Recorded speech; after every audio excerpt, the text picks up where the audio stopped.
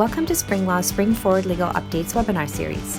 This series is designed to provide a comprehensive legal overview of key issues related to employment law and human rights in Ontario. SpringLaw is a virtual employment law firm advising on workplace legal issues for employers, employees, freelancers, and executives from a wide range of industries. We hope you enjoyed today's webinar and find it useful and informative. To reach our team, please visit us at springlaw.ca. And now to our presenters. Good morning, everybody. My name is Lisa Stam, and I'm one of the lawyers at SpringLaw. And joining me today is my dear colleague, Gaia Murchie, who is one of our two SpringLaw paralegals. If you are one of our clients, you already know that we are an employment and contracts law firm, a virtual law firm based out of Ontario, virtual since 2017, so pre-pandemic virtual. We welcome all of you to our webinars. Feel free to ask any questions throughout through the chat function in the panel for the software. There's the slide deck itself is available in the handouts tab, so feel free to download that if you'd like. And if you'd like any other information about our law firm, please join us at our website at www.springlaw.ca. You can review our award-winning blog. We post a weekly blog on employment law issues in Canada. You can subscribe to our monthly newsletter. You'll learn more about our innovative programs like our subscription program and our DIY legal products and our ebook. So You've Been Fired, for employees who are looking for an alternative to in-person legal services.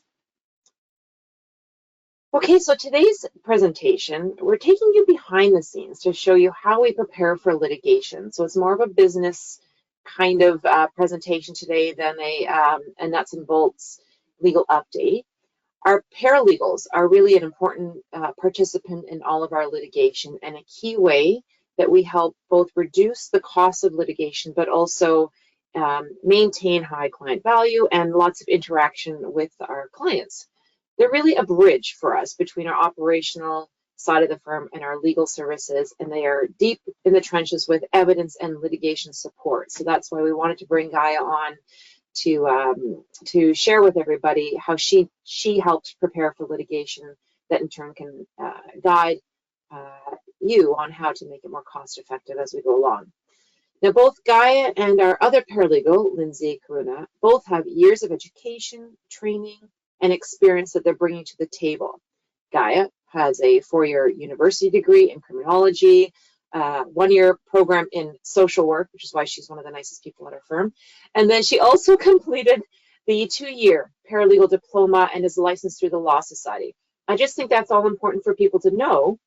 She's not, both Gaia and Lindsay are not, traditional frontline administrative support. They are full-on paralegals with a whole bunch of expertise that really, take leads in files in their own respective expertise. So, Guy, why don't you tell us a bit, just if people aren't aware about what a paralegal is, if you can just maybe share a bit about what you learned in paralegal school and what are some of the skill sets that you have? Sure, Lisa. So good morning and welcome, everyone. So graduates who successfully complete the Law Society of Ontario's licensing examination are recognized as professional licensed paralegals and are afforded the privilege of providing legal services in prescribed areas of law before many courts and tribunals in Ontario, such as Small Claims Court, Provincial Offences Court, Criminal Summary Conviction Matters, Ontario Human Rights Tribunal, and the Landlord and Tenant Board, just to name a few. Paralegals are taught to understand the structure, work, and organization of the Ontario court system and of the quasi-judicial administrative boards, tribunals and regulatory bodies, and the basic principles underlying a variety of legal processes.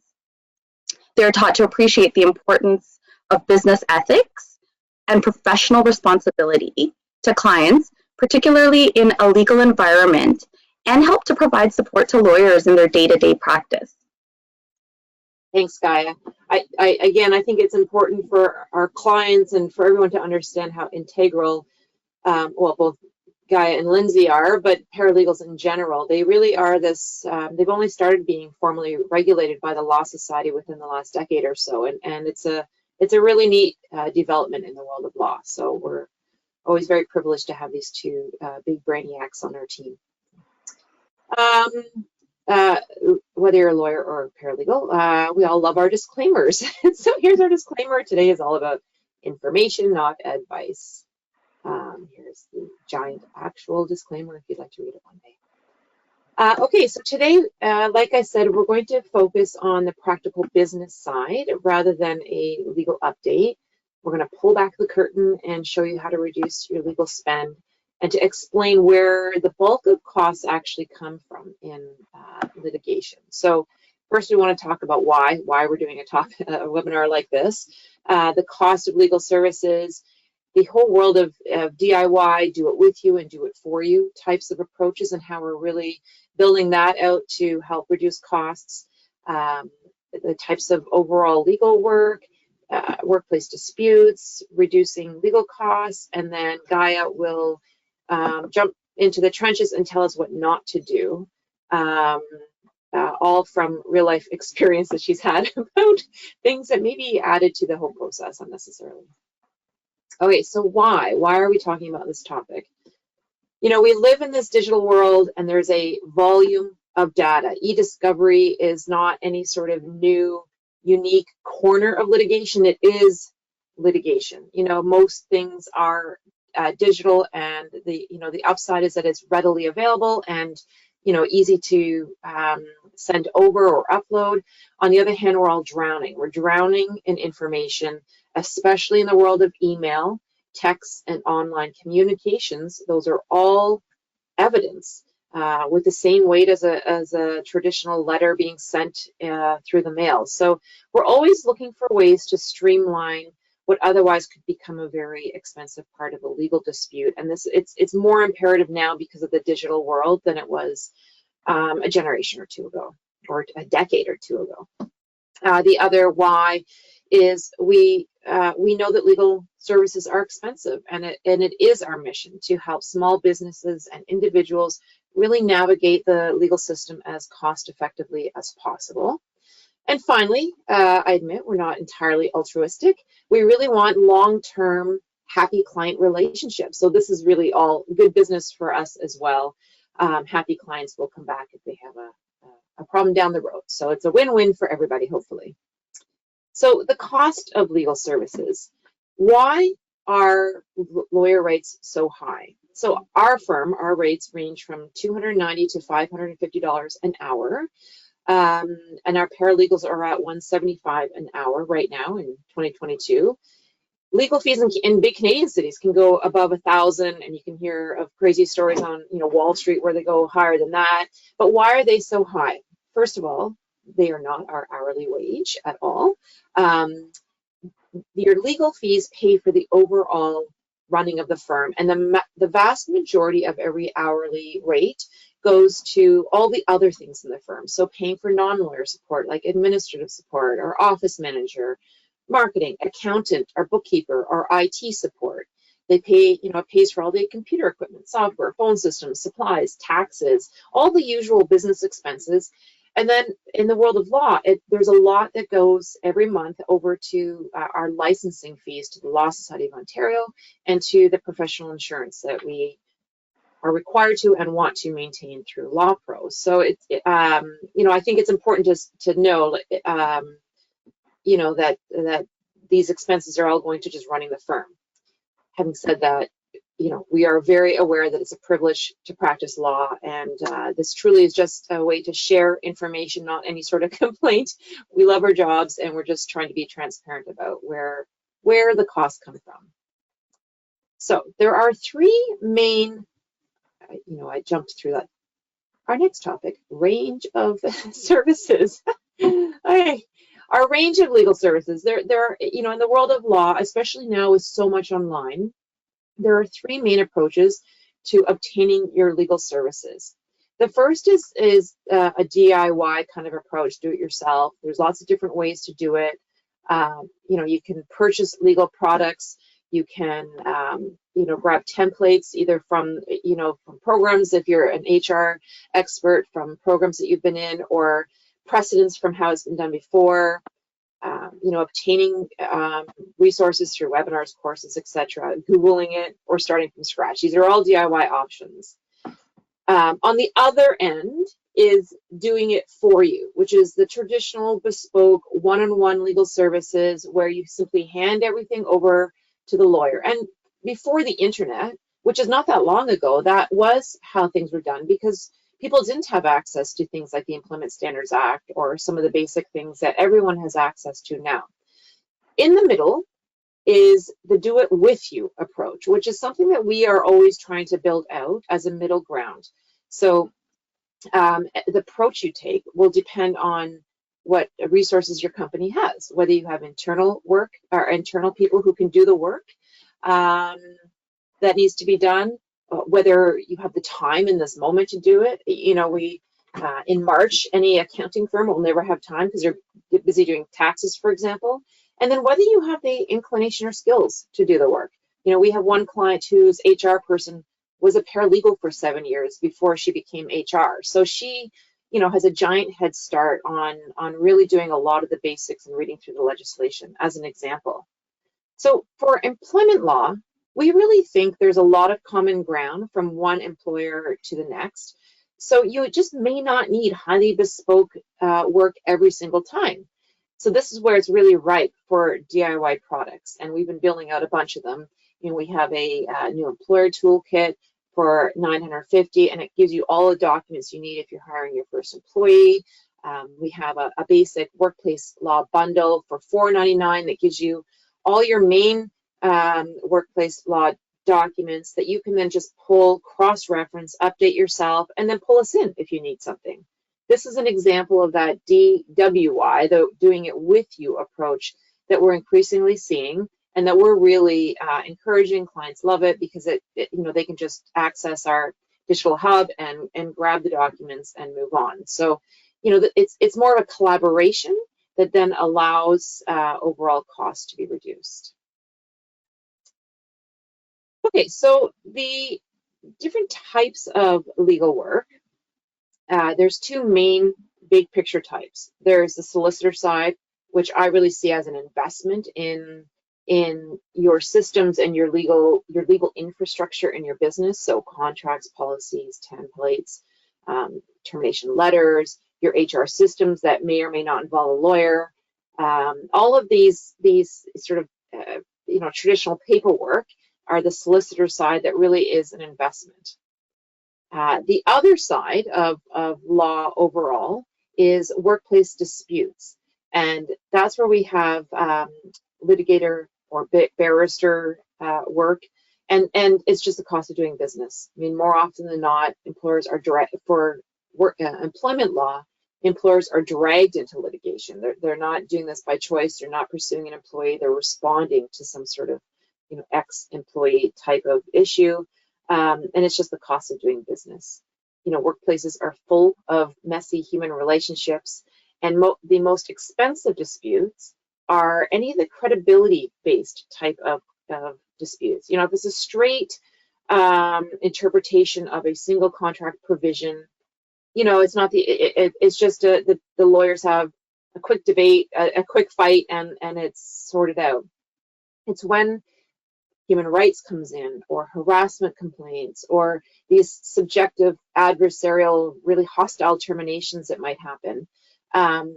Those are where there's a lot of he said, she said type stuff, and we're now balancing credibility. So, right now we're coming out of COVID, hopefully, fingers crossed. A lot of workplaces have much higher stress than pre-COVID we're observing. We've been asked a lot more about, mental health leaves, investigations into incidences or complaints or disputes in the workplace that you can tell are coming from a burnt out workforce for both employees and managers. Managers are equally burnt out. And so maybe not always, gold star management style, leading to all kinds of issues. So what we're going to talk about today is all about workplace disputes and how to bring those costs down. The solicitor stuff That's where templates in the do-it-yourself world can really, really be a great investment. But we want to talk about the much more expensive dispute resolution piece. There's 3 main stages. The event happens, the stuff hits the fan. The next thing is you have some sort of internal dispute resolution, whether it's a grievance process if you're unionized, or a complaint system, meetings, email exchanges, whatever it is. You try to resolve internally, it doesn't resolve, and then it goes external to usually a lawyer. So let me now pass it over to Gaia, who's going to just walk through when it does come external, what are the main steps of most litigation? Thank you, Lisa. So when it comes to workplace dispute, there are several litigation steps that must take place. The first step is typically receiving or sending the demand letter, depending on which side you represent. This will be followed by very strongly worded emails back and forth with opposing counsel in order to try to settle the matter. If the matter does not settle at this beginning stage, then next steps would be either to file a statement of claim in court or an application to the tribunal. It may not occur in this specific order as we have listed here, but these are the main ingredients until the matter is resolved. Keep in mind that less than 10% actually go to trial or to a hearing. The middle stage can actually get very expensive because this part is all about the collection of evidence and documents, and we will get into affidavits of documents shortly. The next step would be mediation, and if the matter still does not settle at this stage, then it will either go to a trial or a hearing. So we're going to talk a bit about reducing legal costs, and the first topic there is evidence. So when it comes to evidence, evidence is the core of any litigation and can drive the highest legal fees. So we will talk about best practices for handling the evidence in your case. The definition of a document in the rules of civil procedure is quite broad. In addition to letters, emails, contracts, policies, termination letters, and other obvious documents, it also includes the paper and/or electronic versions of recordings, photographs, charts, graphs, maps, bank records, cell phone records, and more if they are related to any matter in issue in the action. Keep in mind, we are not allowed to ambush the other side in a legal proceeding. If we want to rely on the evidence in a document, it must be disclosed, which means shared with the other side well ahead of time. No party is allowed to cherry pick and share only the good documents. Everything relevant must be disclosed. It is particularly important to share with your lawyer and paralegal so that he or she can do their job. A huge factor in reducing legal costs when it comes to evidence is organization. Send documents over in a manner where the lawyer or paralegal can easily follow along and can work with the evidence.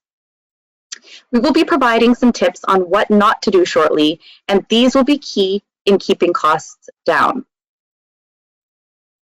Over to you, Lisa.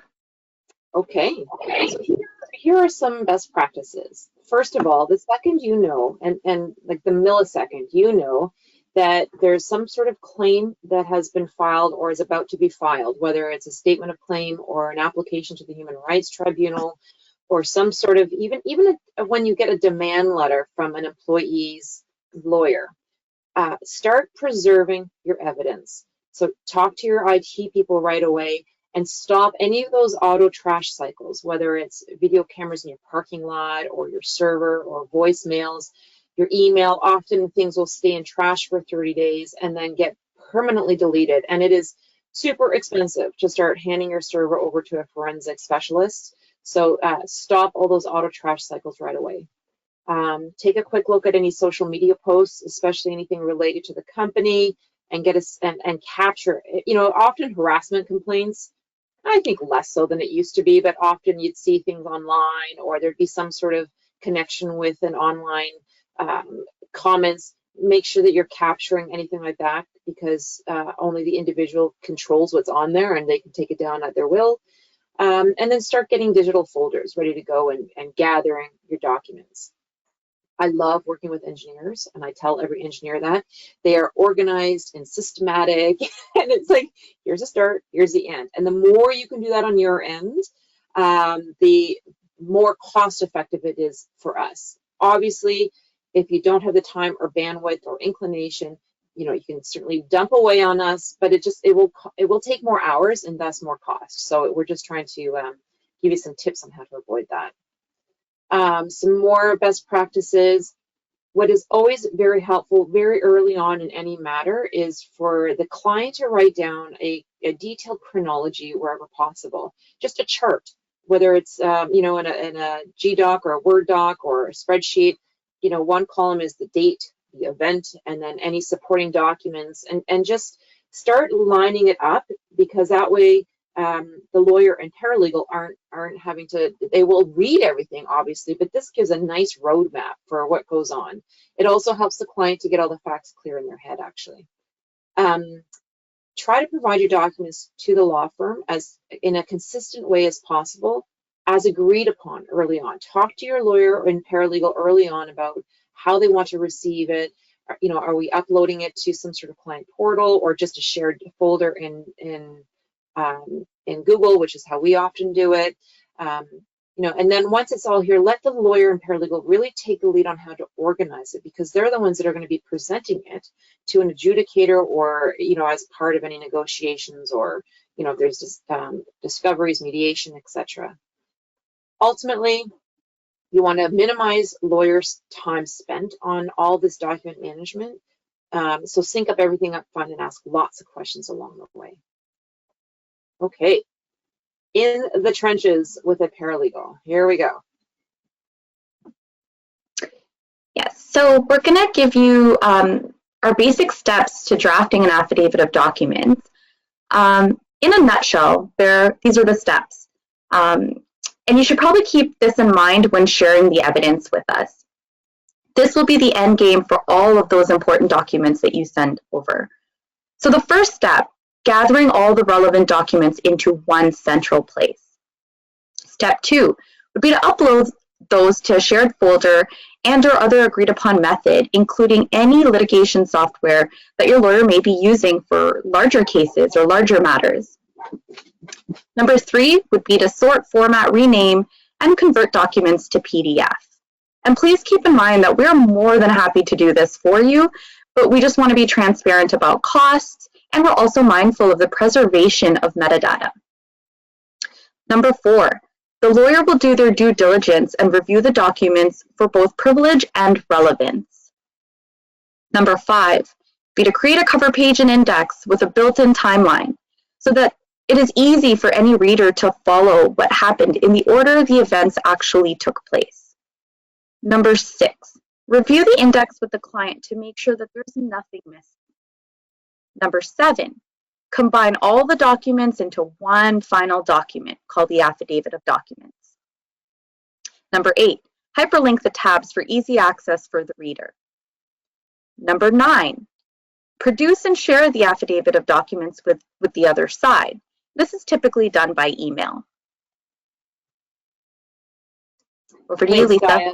Yeah, thank you. So, the reason why we really wanted to walk through the steps of the AOD is because this is really, as soon as the pleadings are closed, so the statement of claim, and then the defense, and then if there's a reply, or if it's the Human Rights Tribunal, the application and the response, as soon as that stuff is all put on the table, then each party has to go forth and gather all the documents, and this is the thing that puts it all together and hands it over to the adjudicator. So we want to help the adjudicator as much as possible, and so we thought this would be a useful way to, if you know what the end goal is, then then that way you know where the documents are going to go when you provide them to your lawyer. So digital versus paper, COVID obviously changed everything, and the courts were forced to modernize overnight. they actually just had to shut down for a while because no one knew how to do anything not in person without a stupid fax machine. So we've now like modernized pretty quickly overnight, and there's a lot of digital proceedings happening now, which is great. Having said that, you still, in private mediations or, there's still some proceedings where at the end of the day, the adjudicator in that room prefers paper. And so we always organize everything and receive everything digitally from clients, but we're always with that, back of our mind, we may need to provide we still may need to provide it all in paper. So, think digitally, but, we always know that just in case we may have to print after all that, and we've got a system in place for that when we need to. So Guy, over to you about what not to do. Thanks, Lisa. So we thought we would provide some tips on what not to do, as this will really help to keep legal costs down and hopefully to a minimum for you. So first on the list, do not provide documents for a more complex case without providing an overall chronology. Number 2, don't bypass paralegals or clerks who are actually doing the work, because this can incur additional fees if they have to then go back and forth with the lawyer on the file. Don't do a giant document dump without going through it first. This can actually be a nightmare and will definitely add to legal fees if we have to sort through and reorganize everything. Don't send duplicates of documents. This just makes things messy and confusing. Don't also send a billion emails with one attachment each. Try to organize the attachments into some kind of order and send them in as few emails as possible to keep things together. Don't have multiple cooks in the client kitchen. This just helps to ensure that there's a smooth flow of communication back and forth. Don't send email chains with mixed subjects or irrelevant issues. So keep in mind, when sending email chains, try to make sure that the reader can follow the whole conversation. Don't cherry pick to help your case, or deciding what is privileged without talking to your lawyer. There are no gotcha or ambush smoking gun type moments in modern litigation, despite what we all see on TV. Failure to disclose a relevant document will be a violation of the rules of civil procedure and could be very harmful to your case. As far as possible, don't change your mind by removing documents, adding documents late in the game and or after the affidavit is finalized. This forces index updates and redoing affidavit of documents. This is an interruption to the existing workflow in place and creates the need for reorganization and adds to legal fees. We know that there will always be some back and forth, and that is expected. But by following some of these tips, you could actually save on legal fees.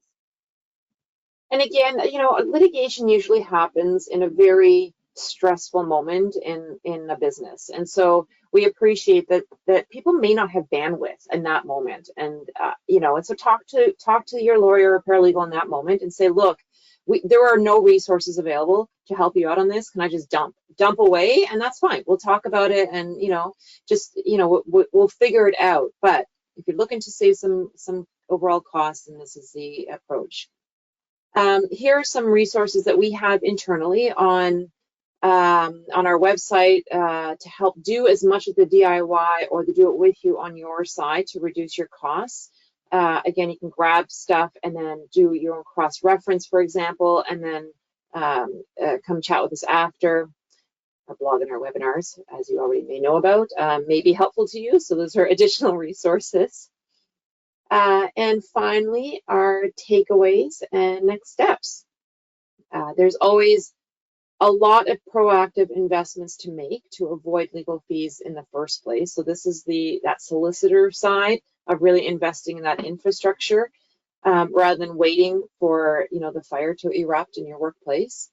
And then when figuring out which approach does work for you, and it's like a mix, right? It's not going to be a single approach for everything. But for any issue that comes up, is a DIY approach better, a do it with you or do it for you approach? And it can change day by day. And then finally, focusing in on your digital evidence. And even as you're at the very beginning within the workplace, if someone raises some concerns and it's far off from any sort of litigation, just now you know what that end game is around how to organize it in a cost-effective way. So hopefully that will, maybe help you tweak some of the ways that you're currently gathering information from your employees or sorting things through right now. Okay, we're almost at 11. So if there are any questions, just contact us afterwards. We wanted to make sure we hit our 30 minutes today and didn't go over, just so that people can get on with their day. We will be sending out a survey following the webinar, so I ask that you do please fill it out if you have a moment, because it helps us. It helps us understand how to improve and what topics may be of use to people. Our next webinar, please join us. It's April 20, 2022, and it's going to be about workplace investigations, when they are necessary and how to manage them effectively. You can go on our website and register for that already. We do have a webinar every third Wednesday of the month at 10:30 a.m. So hopefully you can keep joining our webinars. If you have any questions, ask us afterwards. And meanwhile, please feel free to go to our website at springlaw.ca for more information, and come join us on our different social channels: Facebook, Twitter, LinkedIn, Instagram, and our YouTube channel for this or past webinars. Finally, if you'd like to sign up for our monthly newsletter, that will keep you up to date on what's going on. Thank you very much for joining us today. And thank you, Gaia, for giving us all the secret paralegal tips. Very helpful. No problem. Thank you, everyone. Have a great day.